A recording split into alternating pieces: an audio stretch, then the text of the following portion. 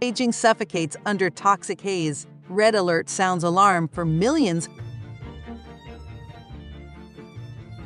Military corruption makes Xi frustrated and loses confidence in attacking Taiwan. Yellen, the United States does not seek to decouple from Beijing, but must consider national security and human rights. Amid a new round of war of words between China and the Philippines, China and Japan face off again over the Diaoyu Islands. Reduced dependence on China, Dutch companies seek to invest in Vietnamese chip manufacturing.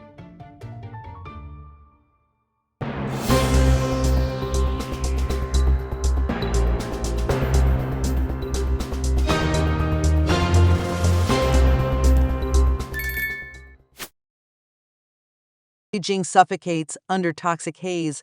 Red alert sounds alarm for millions. Haze blankets Beijing and surrounding areas again. Beijing issued a red alert for air pollution starting Tuesday, urging residents to reduce going out. Neighboring Tianjin, Tangshan, Shijiazhuang, and over a dozen other cities issued orange alerts, affecting the normal lives of about 100 million residents. On Wednesday, haze again shrouded Beijing and surrounding areas. Beijing, Tianjin, and multiple cities in Hebei province issued the highest-level red alert for heavy pollution on Tuesday. Authorities implemented temporary traffic control, saying visibility could drop below 50 meters and strictly prohibiting or limiting motor vehicles on roads. Around 100 million residents in Beijing, Tianjin, and Hebei were affected. Gao, a tourist from Fujian province, said, "The air quality where I stayed previously was better than here. We just came to Beijing for sightseeing. Didn't expect the haze to be so severe these past few days that I almost used up all my masks." Beijing resident Mr. Ma said, "Children usually go out to play in the morning and afternoon. If the haze is too heavy, I won't bring him out to play." According to data from Swiss air purification information technology company IQ Air, the PM 2.5 concentration in Beijing on Wednesday exceeded the WHO standard by over 20 times, making it the third most polluted city in the world. Some residents said the authorities' so-called governance could not solve the fundamental problems. Beijing resident Ms. Li said, "We are not clear on the specific causes. Currently, North China should be experiencing crisp autumn days, but high humidity and temperatures close to 30 degrees Celsius persisted for days." Venkatachalam Ramaswamy, director of the U.S. National Center for Atmospheric Research, said, "Perhaps it is related. Specifically, how this climate mechanism comes into play is still something scientists are trying to figure out." Experts said current weather conditions remain unfavorable for dispersing haze. In summary, dangerous levels of haze have again engulfed Beijing and surrounding regions, prompting red and orange alert warnings. Despite government efforts, air pollution remains severe, exceeding WHO standards by over 20 times in Beijing. Experts point to unusual weather conditions this autumn that have trapped pollutants. Residents are calling for solutions to the root causes of the pollution that is disrupting lives and health for tens of millions in the region. Chinese Vice Chairman of the Central Military Commission, Zhang Yuxia, made aggressive remarks about Taiwan at the Xi'an Forum this week. This comes as Xi Jinping has been conducting a great purge of the military, which experts say shows Xi's frustration with corruption in the forces and may undermine his confidence in using force against Taiwan. On Monday, Zhang said the PLA would never agree and never be soft towards anyone trying to separate Taiwan from China in any way. Ironically, with the recent dismissal of Defense Minister Li Shangfu, China had no defense minister present at the forum. Roderick Li, a research director at the U.S. Air Force's China Aerospace Studies Institute, said at a Center for Strategic and International Studies discussion that Xi's recent purge of the military likely won't have major long-term effects on most combat units' readiness. However, Li believes the systemic corruption may be leaving Xi unconfident that the military could accomplish its missions. He said Xi is likely very frustrated that a decade of anti-corruption efforts have apparently failed, with people still willing to engage in corrupt activities. Though not this year, a large group of defense industry officials were arrested for corruption issues 2 years ago. Mark Parker Young, a senior researcher at the Atlantic Council's Global China Center, said the recent turmoil in Chinese personnel arrangements shows cracks in Xi's judgment and personnel management. In August, 2 senior PLA rocket force commanders were removed and replaced by officers from the Air Force and Navy with no nuclear management experience. Young said that if war was imminent, Xi likely wouldn't completely upend the rocket force leadership, or would at least choose replacements more familiar with the service. Xi appears to be conducting extensive purges of the Chinese military leadership due to frustration with continued corruption. This comes as he has stepped up aggressive rhetoric on Taiwan, threatening force for any moves toward independence. However, experts say Xi's lack of confidence in the military's readiness due to corruption issues may restrain him from actually undertaking military action against Taiwan. The turmoil in recent senior military appointments also shows potential flaws in Xi's leadership and control over personnel decisions. Yellen.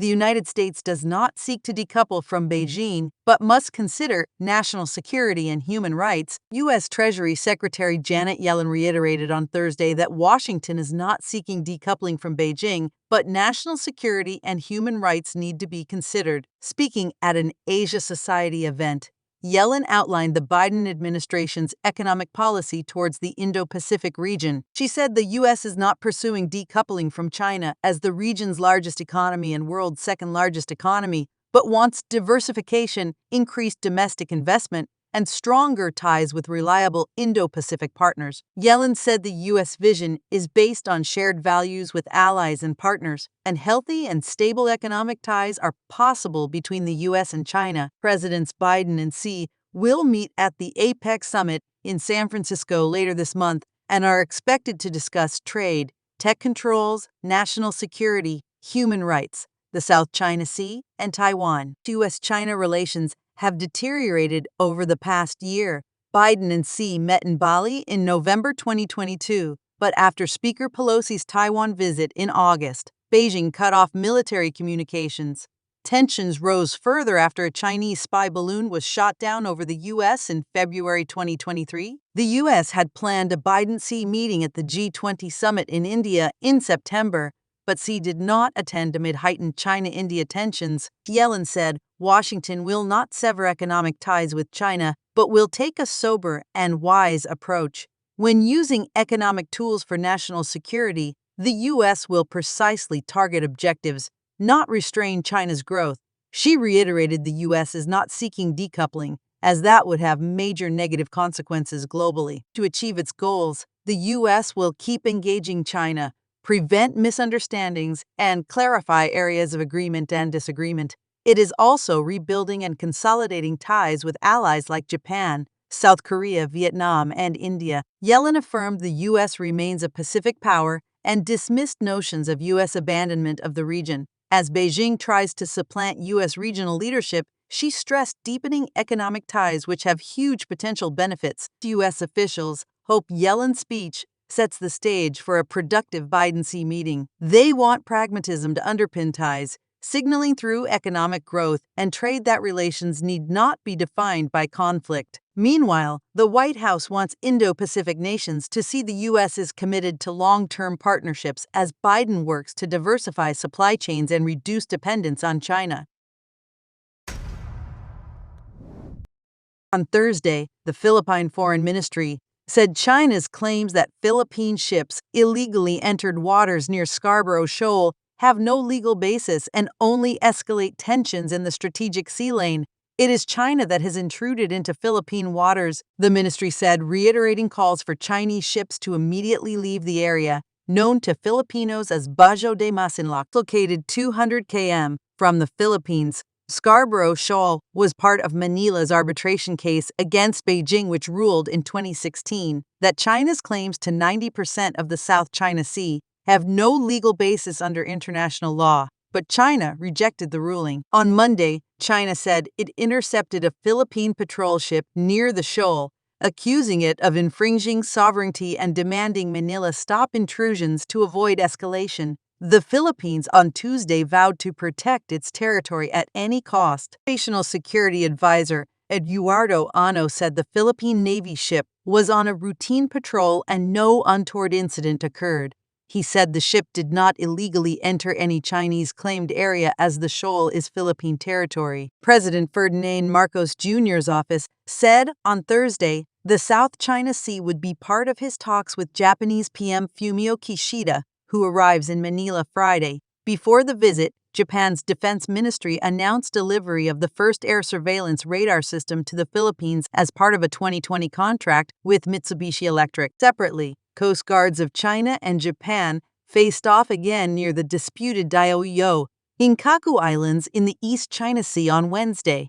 Both countries claim sovereignty and say they deployed ships to urge the other to leave. Beijing and Tokyo have had decades of disputes over the islands, and China periodically asserts its claim to interfere with other nations and international organizations operating there. In August, China released updated standard maps claiming disputed territories in the East and South China Seas and Himalayas. Japan lodged a protest, insisting the Suffocates are unquestionably Japanese territory historically and under international law. Last month, U.S. Defense Secretary Lloyd Austin told his Japanese counterpart that America's commitment to defending all of Japan, including the disputed islands, remains ironclad. The U.S. has made similar commitments to the Philippines amidst maritime tensions with China. After recent clashes between Philippine and Chinese boats near Second Thomas Shoal, U.S. lawmakers called for increased support for Manila and deterring China's military actions in the South China Sea.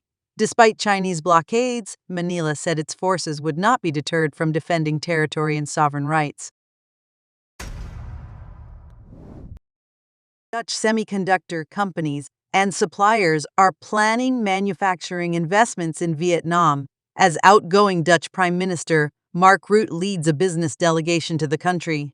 This signals the Netherlands' efforts to reduce reliance on China amid trade tensions between Beijing and the West, according to Reuters. So the delegation includes representatives from nearly 30 Dutch companies, around 15 of which are chip makers or semiconductor suppliers.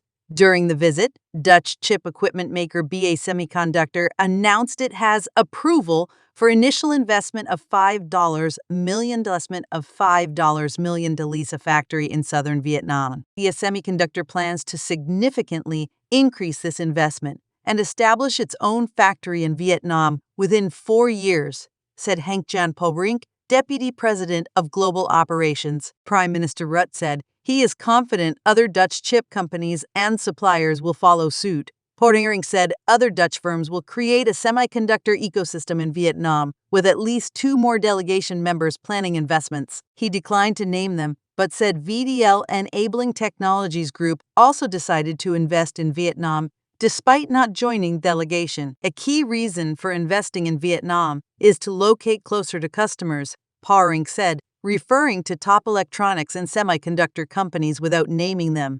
Vietnam houses Intel's largest chip assembly plant and is a major manufacturing hub for Samsung and LG. BE Semiconductor aims to reduce reliance on China by shifting some operations to Vietnam, mirroring moves by its customers, Pobrink said. Other officials also cited similar motivations for Dutch companies' Vietnam interest, especially as government trade curbs on China increase and top firms like ASML can no longer sell advanced machines to China. Some delegation members are ASML suppliers, though ASML did not send a representative. In recent years, China's growing military threats against Taiwan and aggression in the South China Sea have heightened vigilance from the U.S. and allies. To prevent China from advancing militarily with cutting-edge chips, the U.S. has teamed with the Netherlands and Japan to block China's access to high-end semiconductors and manufacturing equipment. ASML is the dominant supplier of lithography machines vital for chip making,